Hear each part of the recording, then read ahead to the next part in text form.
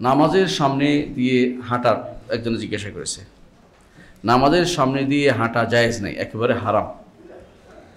রাসূলুল্লাহ সাল্লাল্লাহু আলাইহি ওয়াসাল্লাম বলেছেন, যদি কেউ জানতো নামাজের সামনে দিয়ে হাঁটা কত বড় গুনার কাজ, তাহলে 40 অপেক্ষা করত।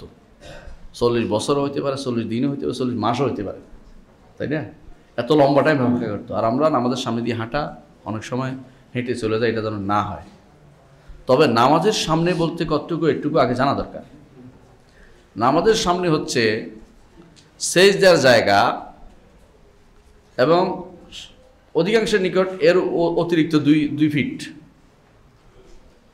সেজদার জায়গায় অতিরিক্ত 2 ফিট, অর্থাৎ চোখ আপনার যদ্দূর থাকবে ওটুকু। নিয়ম হচ্ছে একজন মানুষের চোখ না সালাতরত অবস্থায় সেজদার জায়গার বাইরে যাবে না। যখন এই আয়াত নাজিল হলো ওয়াকুমু লিল্লাহি কানিতিন, আল্লাহর জন্য তোমরা বিনীতভাবে দাঁড়িয়ে যাও, রাসূলুল্লাহ সাল্লাল্লাহু আলাইহি ওয়াসাল্লামের চোখ এই সেজদার জায়গার বাইরে যেত না এবং রাসূলুল্লাহ সাল্লাল্লাহু আলাইহি ওয়াসাল্লাম সেজদার জায়গার বাইরে তার চোখ নিতেন না। তো সেজদার জায়গা যখন চোখ যায় সাধারণত আরেকটু বেশি জায়গা দখল করে, এই জন্য আলমরা 2 ফিট ধরছে আরেকটু।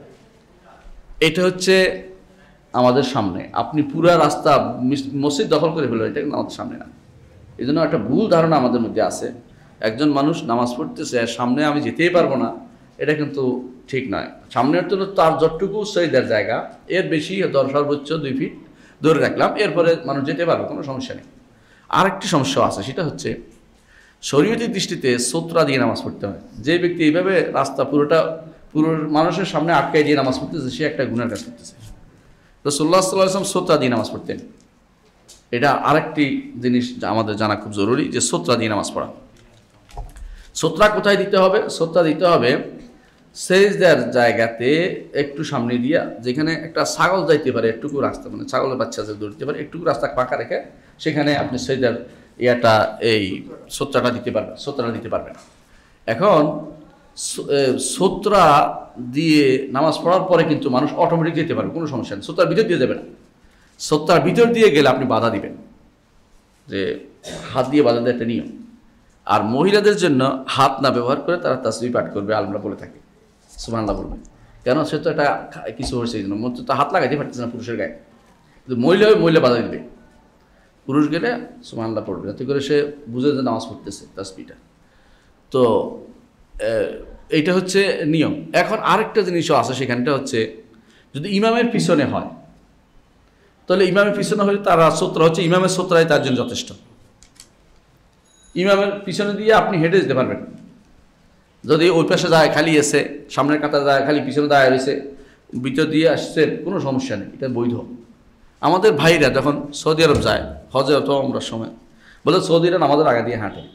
ওরা চিন্তা করে না যে কোন সময় হাঁটে। তারা হয় হাঁটে ইমামের পিছনে থাকলে, তখন যেখান দিয়ে হাঁটতে পারে, শরীর তো বৈধ। এটা একেবারে এটা বিল ইজমাই মাসালা, এটা ইজমাই না জানার কারণে মানুষ বিরোধিতা করে। আরেকটি হচ্ছে ওই সময় হাঁটে যখন তারা দেখে যে ওই জায়গা দিয়ে হাঁটে যেখানে ইমাম তার সিজদার জায়গার বাইরে। সিজদার জায়গার বাইরে আপনার জায়গা নয়, বাইরে এতে হচ্ছে যতটুকু আপনি বাধা দিতে পারেন। কারণ একজন মানুষ হাইটে যাইয়া বাধা দিবে। রাসূল বলছে, কেউ তোমার সামনে দিয়া যায় তখন তুমি বাধা দাও। আপনি কি হাইটে যাই বাধা দিবেন? এর অর্থ হচ্ছে আপনি যতটুকু বাধা দিতে পারেন অতটুকু আপনার জায়গা, এর বাইরের অংশ আপনার নয়। আপনি সেটা নিয়ে এত টেনশন করতেছেন কি জন্য? শরীয়ত সহজ, কঠিন করে ফেলবেন না।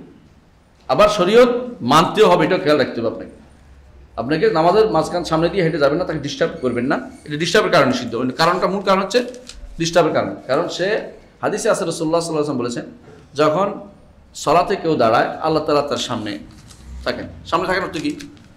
তিনি তাকে সামনে তার চেহারা নিয়ে থাকেন সরাসরি। কীভাবে তিনি জানেন?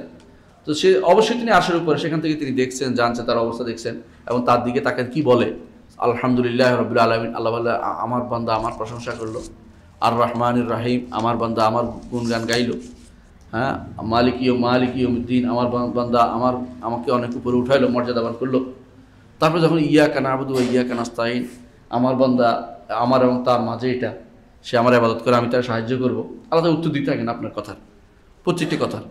এই জন্য আপনার মাঝখান দিয়ে একজন গেলে আপনার ডিস্টার্ব হলো, এই জন্য আপনি মানা করছেন, হাদিসে নিষেধ করা হয়েছে। কারণটা ওইটাই, ডিস্টার্ব যেন না হয়, সমস্যা যেন না হয়।